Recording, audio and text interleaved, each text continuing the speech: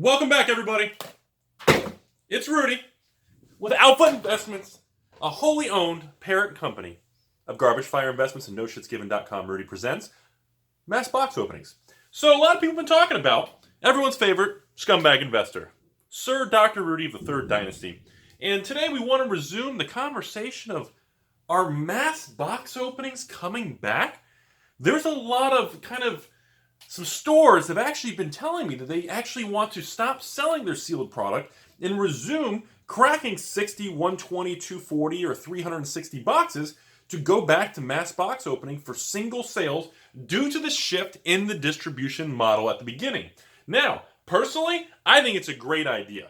Right out of the gate, I would let everybody know, if I didn't have a Patreon or YouTube, eventually when the overlords come down and get rid of me for being too scumbaggy, I think eventually, if all of that disappeared, I, at this point in time, would resume doing a $500-600 box run, for example, on Core 2019.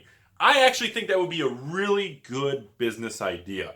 Because what's happening is you've got an expected value of, let's say, 110, let's say 105 on Core 2019.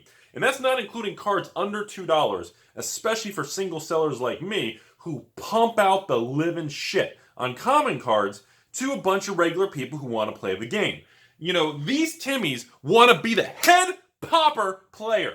And these Timmies need to buy the common cards so that they have the best common card collection. Them can be at the top of their mountain of all the common cards. And that is an amazing goal to have in life. You too can have a collection of commons. Head on over to eBay and buy yourself some commons, everybody. So, in reality, usually if you have an expected value on a box, let's say 105, that means chop off 20%, you're going to net what, 85, maybe 90 range, 85 to 90 is what you'll net per booster box. So if you're paying, let's say 76 a booster box, and you can net 85, that's pretty good. Now you throw in the bulk, you can probably throw in another $5 to $10 per booster box. You're going to net a solid $95 a box on a mass box opening in the current environment. If you net 95 a box and you're paying like 76, if you can net $20 a box and you can pump out 500 boxes on a mass box opening, you're looking at within a 90 or let's say 60 day, 90 day window, you make 20 bucks times 500 boxes. Do the math, everybody. What is that? $17.17 and 3 tacos? That's pretty good numbers.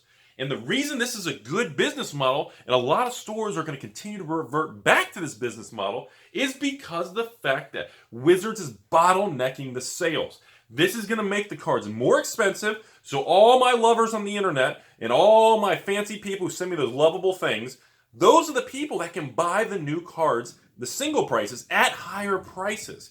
It's going to draw more capital from regular players to store owners, evil investors, everybody in that ivory tower where things smell funny. And that is a very lucrative business model. And it's only going to be possible because of the adjustment of distribution. It's because the prices of the cards, it used to be this. Like, Dominaria would come out, let's pick on something before that. So, what do you guys think? Kaladesh would come out, and everybody would rush. Conspiracy 2 Take the Crown would come out. Everybody would rush to unload the cards literally within 48 hours of release. Because literally every single day the prices would erode 1, 2, 3, 4, 5% every day. Every day. Imagine having an investment that literally every single day you lost like 1 to 3%. Imagine having your money in something like that. And that is the reason why so many stores discontinued mass box openings. I did so myself. One of the things that put this channel kind of on the map at the beginning was not only that I was a scumbag, but more importantly, it's because I did mass box openings and people were fascinated seeing that kind of thing. But then obviously as things shifted, I stopped doing mass box openings on the Conspiracy 2 Take the Crown set because I did a mass box opening, like, was it 300 boxes, 250? I have to look it up. It wasn't even a major mass box opening, and I had like a negative like $7,000 loss, which finally after, what's it been, a year, 2 years? I think I finally broke even like 2 months ago. I mean, I kept all the foils, but it just wasn't worth the labor input and the risk incurred. It just wasn't worth it. Now, we are back to I almost want to say the glory days type term for those people in that segment of the market. And I'm not sure how this is going to, evolve over time, everybody. But I can definitely say without any doubt that with more stores, hold on, let's whisper this, with more stores going back to mass box openings, there's going to be less sealed product on the market. Period. Think about it. So not only are you going to have a reduction of actual boxes flowing from Wizards, more of the boxes that come out now are actually going to be used for being broken down and sold as singles at higher prices because all the stores around the country, and I know at least 1 or 2 other stores in the country watch this channel. I'm hoping this video breaks 50 views. I know these stores are going to sell the cards at higher prices because they stay elevated. So, like I said at the beginning of this video, if I wasn't doing YouTube, or, if everything finally just collapsed on itself, because you can only be so big of a scumbag before eventually it just, the scum just oozes through. You just melt like the Wicked Witch. And if that didn't happen, I would immediately revert back. Like, I would take, instead of, my allocation on Core 2019 was normally, 1,500 to 1,800 boxes, and it's dropped by 60%. I'm at, 600 and...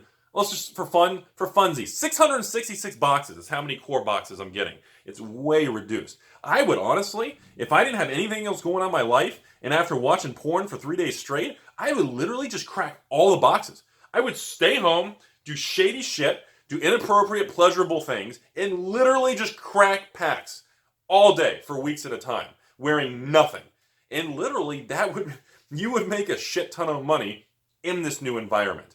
And I firmly believe there are going to be a lot of people reverting back to that, everybody. So, to step back from this whole conversation, I want everybody to understand that expect the single prices, just like Dominaria did, just like Battle Bond currently is. Core 2019 is going to be exactly the same, everybody. The prices are going to stay elevated. They're going to stay very strong. It's going to, oh God, why are they expensive? I can't handle it. Why is this stuff expensive?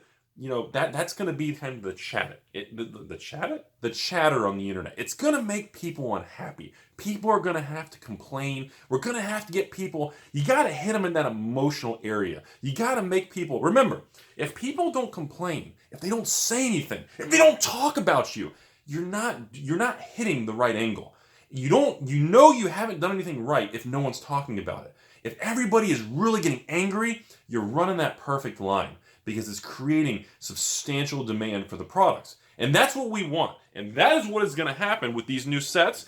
And also, long term, you guys hear that thunder? Can you hear the weather outside? Still shitty weather. We've had it every day for 2 weeks now. Fucking Florida, right? So that brings me to the next thing. As we progress in this business model, a lot more players are going to be buying these singles at higher prices, and they're going to be losing more money as the singles collapse in value on a longer time frame. Since we're going to stay at the higher price point, that plateau a lot higher. See, before, release date, and we go like that. Now, it's release date, oh, good. Happy days, party, drugs, woo, it's still good. And then we fall. It's going to be a different type of curve. So, it just makes people want to go back to a different style of handling this product. I do think it's good for card stores, like I did in the other video, but just be aware, I think you're going to see a lot more sellers stepping into selling the single cards in these new products. And, the final kind of comment on this video is, remember also, we have to look back at Wizards of the Coast. Their current situation is they need the earnings. They need the money. They need the sales. And by them bottlenecking all these products, they are selling less products, everybody. Remember that. They are moving a lot less booster boxes. This is going to hurt their bottom line because they are physically not selling as many boxes because they're purposely reducing the supply chain. So I don't know if this is going to stay long term because it's going to reflect in their numbers. And the Bobs and Lumberg are going to come down with the hammers. You cannot just sell less product because of that. So I don't know how long this new shift in distribution is really going to stay. My instinct says I don't think it's going to stay past 2018. I think by the end of this year, moving into 2019, we're actually going to see another shift in the distribution. I don't see it staying this way because they're reduced. Wizards is making less money on release. They're cutting. Think about it. Instead of selling 100,000 booster boxes, they're selling 40 to 60,000. Think about the money difference. Think about the supply chain. Think about how much lost revenue on the top line that is for that modification. So that's Rudy with Alpha Investments. Rudy with Scumbag Garbage Fire. Slap you in the left nut. NoShitsGiven.com. I hope you guys enjoyed the video. If you did, go F yourself and thumbs down the goddamn video. I love you anyways. I'll find you. Go fuck that up.